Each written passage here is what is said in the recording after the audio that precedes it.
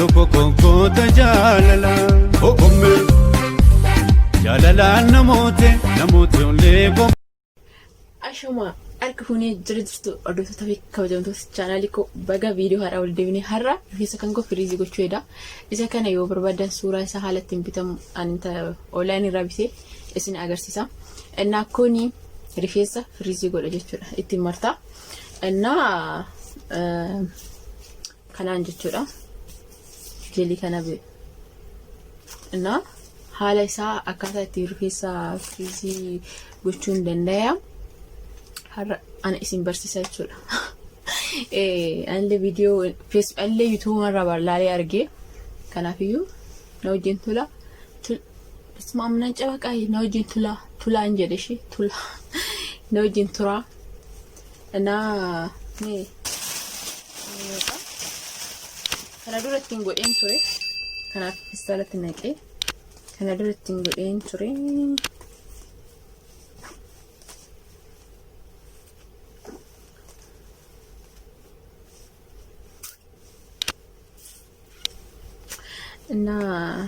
Najin tura brandursa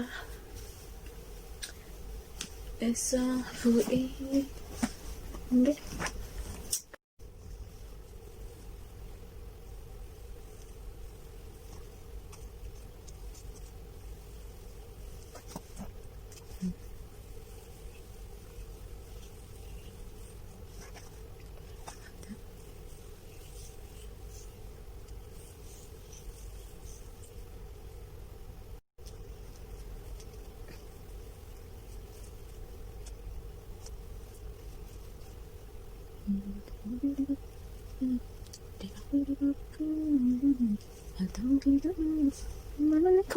sedih susu kena di sini.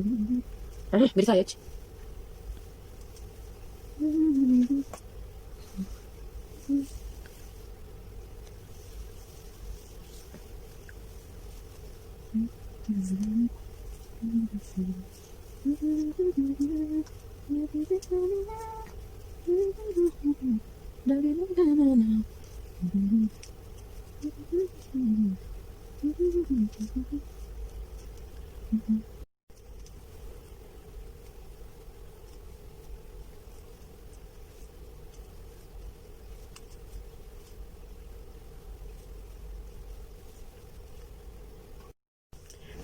Inna xumureen jira amma sa'aatii takka lamas dadhabe kana gochuutti jechuudha. Sa'aatii 3 yookiin 2 booda akka rifeensa abbaatii rifeensi kiyyoo dafee kan qabatu ta'e firiizii sa'a 2 yookiin 3 ani sa'aatii 3 tursiisa akka sirriitti naaf firiizii ta'u.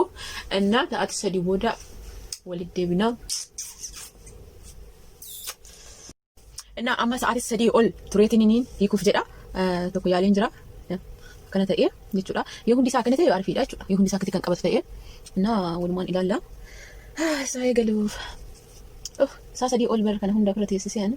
Namoonni tokko godhatee itti rafaa beektanii? Namni godhatee itti rafaa.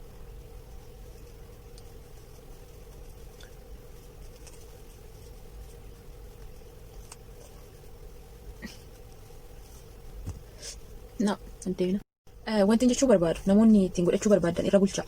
Yoo bulcha malee seeraan qabatu. Kiyyaama jechuun hin qabanne seeraanii bakka tokko seeraan hin qabanne kanaaf sa'aatii dheeraa barbaada jechuudha. Yoo bulcha sirriitti firiizii ta'aa torbee tokko ol immoo firiiziin isaanii tura jechuudha. Kiyyaama seeraan hin qabanne. Seeraan hin qabanne dafee ni kee jechuudha. Sun borrii kee ariifataa jechuudha kana caalaa. Namoonni irra bulchan ani warra YouTube irra laaleessuun garuu sa'a 2 fa'aa qofara teessisnaa jedhanii innaa isin ammoo irra bulchuu qabdu.